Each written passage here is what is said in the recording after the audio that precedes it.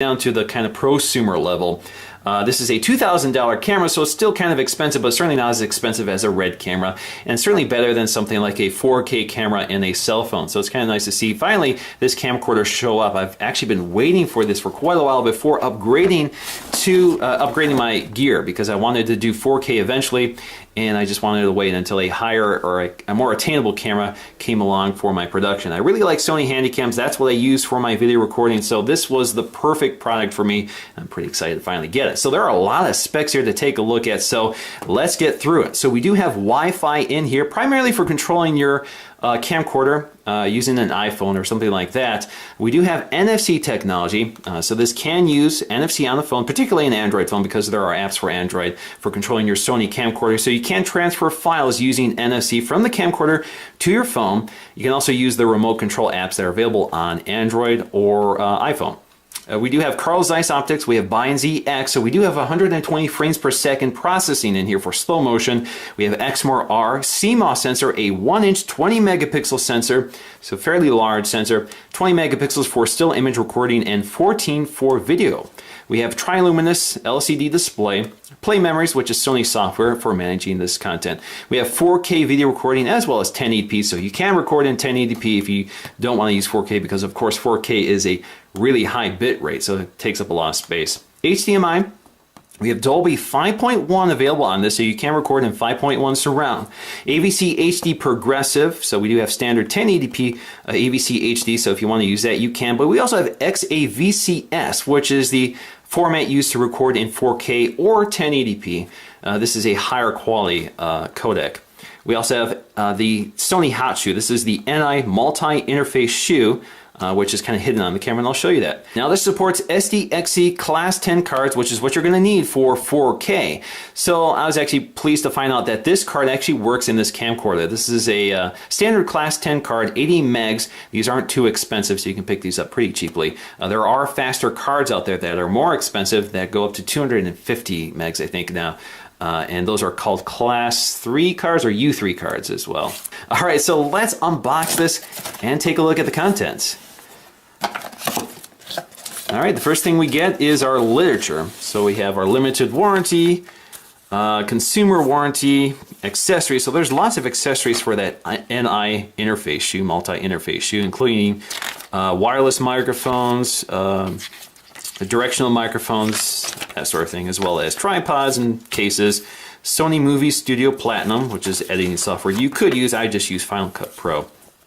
This is for Canadian consumers. Now we also have a pamphlet for US consumers, encourage you to register your device and get 15% off Sony accessories. And we have our two manuals, very skimpy manuals in multiple languages. All right, so let's just lift the lid here if I can get it off. There we go. All right, so there is the camera itself, which is quite big. In fact, before I take it out, you can see just how much bigger it is compared to the camcorder I normally use for my videos. So here we have, looks like the lens hood. So you do include a lens hood. As you can see, they also give you this little orientation point for lining up the lens hood with the lens. And we're going to take a look at that, of course. Looks like we have our large battery. I'm actually not sure how big this battery is. They call these the InfoLithium battery. So this looks like just like the extended battery packs you can buy for any Sony Handycam. In fact, if I connect it to my old Handycam, you can see it actually fits just fine. All right. Now, according to this is 1960 milliamp hours. All right, so the next thing we have is our power cable, I assume, for connecting the power adapter, which should be at the bottom here. Looks like a HDMI to micro HDMI cable they've included, so that's kind of nice. We have a USB extender, and then we should have our power brick here. So there it is. I'm familiar with these because I've had so many Sony Handycams. It's pretty much the same power brick you get with those as well. So you can use this for powering your camera or just charging the battery. And of course, you do have USB built into this camcorder, so you can charge it that way as well. Now, also in the bottom of the box is the remote control they've included. So as you can see, you have record, zoom in and out, pause, play, skip ahead, so for playback purposes, of course. So all of that's available here, your display, and you have a little battery protector here, so you just pull that out to activate your remote. All right, so let's get to the beast itself. There it is, 4K first thing I see. A nice chrome 4K logo. Really nice, really hefty camcorder. Especially if you're used to the small portable Sony Handycams. Alright, so let's take a close look around. So you do have an eyepiece here, including a proximity sensor. So if you pull this out and you place this close to your eye, this will activate the OLED display that's in here. Back here we have our battery pack. So if you look here, you can see we have a pretty large space for our battery pack. This will, of course, support a variety of sizes. So you pop that in, there you go. You can see it sticks out a bit. Also add some weight to it. We have our record button for standby as well as record. We have our shutter release or our mode. We can change between camera mode and video mode. We have our power LED indicator. We have our photo camera or shutter release for taking a photo. You can take a photo anytime you're recording video, just hit that shutter release. We have our zoom control as well. We have that NI hot shoe, so it pops off. It's actually spring loaded, I think. There we go. So there you can pop in an accessory. Snaps on. Very nice. You can see it's got that nice texture to it. It's got that high quality camera texture. Also along the side it's got this kind of faux leather texture. Feels really nice in the hand. You also have your charging port down here for AC in for charging your camcorder. We have our hand strap with Velcro. This allows you to tighten it up as you want. But it also has your integrated USB port. I believe this is just USB 2.0, but you also use this for charging as well. So you don't have to carry around a charger if you don't want to. And it kind of plugs into the hand strap there. Well, you've seen this before with other Sony Handycams. We also have our focus magnifier, 8x clear image zoom, so we have full optical zoom there. We have NFC technology. This is the NFC area for tapping to your phone. SD-XC as well as Memory Stick Pro. We have X-More-R branding, optical steady shot, so we have both optical image stabilization as well as software stabilization, and we have Wi-Fi built in. Carl Zeiss optics, we have that 5.1 channel surround microphone built in right there. We have our zoom control, zoom and focus. We have autofocus and manual focus. You can enable with that switch. You have your manual controls here for controlling your aperture or iris, your gain or ISO, and your shutter speed. Now along the front we have these doors here for microphone input. You also have this multi-input for it's kind of a proprietary connector for connecting something other than micro HDMI to your camera, so you can use other connectors. On the other side you have these ports for HDMI. They've included a cable for you. This is micro HDMI out. And then you have your headphone jack. Now along the bottom we have our battery release, which is kind of an unfortunate location for it because if you have this mounted on a tripod, it's going to be hard to exchange the batteries. And then we also have our mount for the tripods as well. Along the front we have our IR or infrared blaster for night mode. It's also your IR receiver for the remote control. Now along the front we have our Sony lens cap. Behind it is our fairly large lens with our, as you can see, anti-glare properties. We do have a manual focus ring as well, and of course you can see all of the specs here for that lens. Carl Zeiss optics. And let's go ahead and take a look at the screen. This is a 3.5-inch LCD touchscreen. Automatically turns on when you flip it open. If you're used to Sony Handycams, this is pretty much the same interface. It's the same interface I've seen for years now, so I'm surprised it hasn't changed much at all. So here we have the controls on the inside. So we have our program auto exposure, our night shot mode, so there is infrared night shot in here. You can turn off the display. You can also power it on and off. We have our speaker built in right there. We also have our playback, so if you want to play back your media, you just hit that button, takes you right to the playback. And then we have something called My Voice Cancellation, so you can cancel out your voice by hitting this button. In fact, if you press it, you'll see it pop up on the screen. You can see we also have audio monitoring here in 5.1 or 2-channel if you prefer just standard stereo. Now like all Sony Handycams, you pop off the display. You can rotate it around and it will flip the display for you automatically. So you can face the user, or you can move it sideways and monitor it from the side of the camera.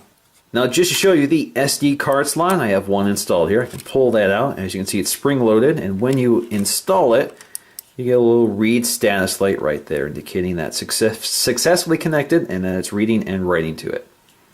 Now on the back you have your ND filters, so you have step 1, 2, and 3 for reducing brightness in the shot. We also have auto and manual mode. Now as I mentioned, you have these manual controls down here. So if you want to manually control these, all you have to do is press on any one of them and use this little dialer at the front to change it. So for example, I'm changing my aperture. If you look at the reading right now, you can see it's manually changing with that dial. Same with your kind of sensitivity as well. and your shutter speed. Now we also have the eyepiece, which you activate by pulling in and out. So as you can see, turns off, turns on. Now that display isn't on, again, that's an OLED display. It's not on until you actually approach it or place something in front of that sensor right there. So for example, if you go really close here, there you go. You can see, as you can see inside, you can see all those controls you would normally see on that touch display.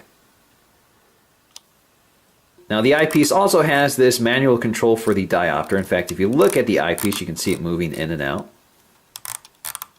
Now just to show you how to install the lens hood, you just line up the red dots, one on the camera, one on the lens hood.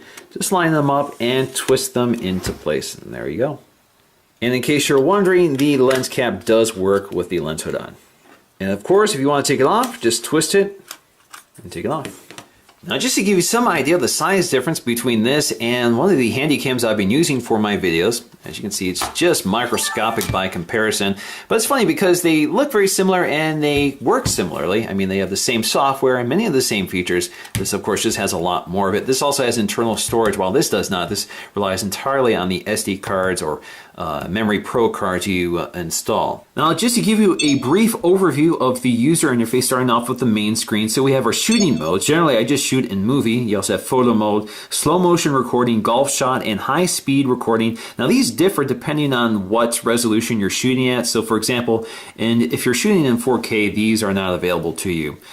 So right now I guess I'm in 1080p or either XAVC-S 1080p or AVC HD. And I'll show you how to change that. So we have our camera and mic.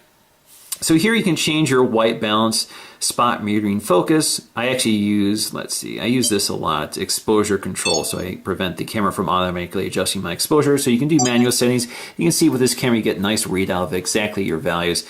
So you can use auto or manual mode. So we have focus, AGC limit, auto exposure shift. So we have manual settings for low lux, scene selection, picture effect, cinema tone, steady shot, digital zoom, and as you can see, some features are grayed out if it's not available for the specific camera setting.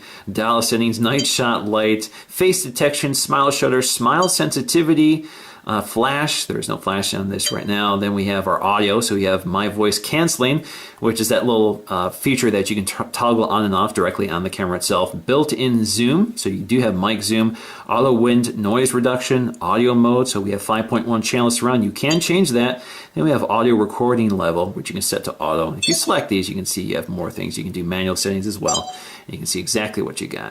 So our next category is shooting assist. So we have control with smartphone, which you can enable, my button, grid line, zebra, camera data display, audio level display, and I think that's it. So you can see as you cycle through those, they go through the various categories that are available to you. So you can go all the way up to manual, and you can also tap on any one of these just to jump right to them. Now under image quality and size, we can change our settings here. So right now I am in AVC HD, so if I want to change that to XAVC-S 4K, that will also change the settings that are available to me. So right now, let me just show you that when you're in 1080p AVC HD, you can change your recording mode from highest quality to standard to long play, kind of old VCR memories there. But you get the idea here. You have frame rate, which you can change. So under 1080p, you do have up to 60 frames per second progressive or interlacing, or 24p. Now when you're in 4K, you're limited to 30 or 24. We have dual video recording, simultaneously records movies for sharing. So if you want a smaller quality image for sharing, you can enable that. I don't need that, so I keep it off. And I can also change your image size, which right now is limited to 14.2. And if we go to XAVC-S 4K, click OK. Again, it changes your menu selections. Okay, let's go back to menu, image quality. And again, frame rate, the only thing that's available is 30 frames and 24 frames.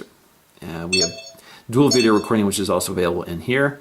Image size, so if you go here, you now have 20 megapixels as well. All right, so that gives you an idea of some of the settings that are available. We also have playback functions, so you can do event viewer for taking a look at the media you've recorded previously. Edit and copy, so you can send it to a smartphone, again via Wi-Fi or NFC. View on TV, so you can push it to your TV, such as a Sony Bravia TV.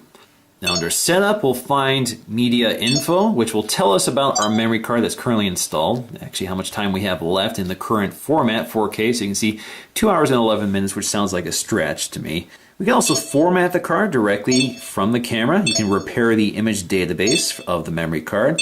You can change the file numbering scheme here from series, or you can reset it. We also have the data code, which you can toggle on and off, so you have date and time or camera data if you want to put that on your video.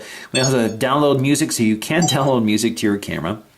Let's go back to menu here, setup. We have empty music, so you can delete music as well. We have WPS push for connecting to a Wi-Fi access point settings. So this is where you can actually connect to your wireless access point. So if I see mine here, time capsule, I could do that right here by inputting the password. We can also edit the device's name, so I'm just going to leave that the default. We also have display MAC address, so we can see our MAC address of the device. We have SSID and password reset, network info reset, TV types, you can change that here. Hopefully you're not using 4:3. HDMI resolution, you can change that to auto, either 1080p, 1080i, or even 4K if you have a 4K TV.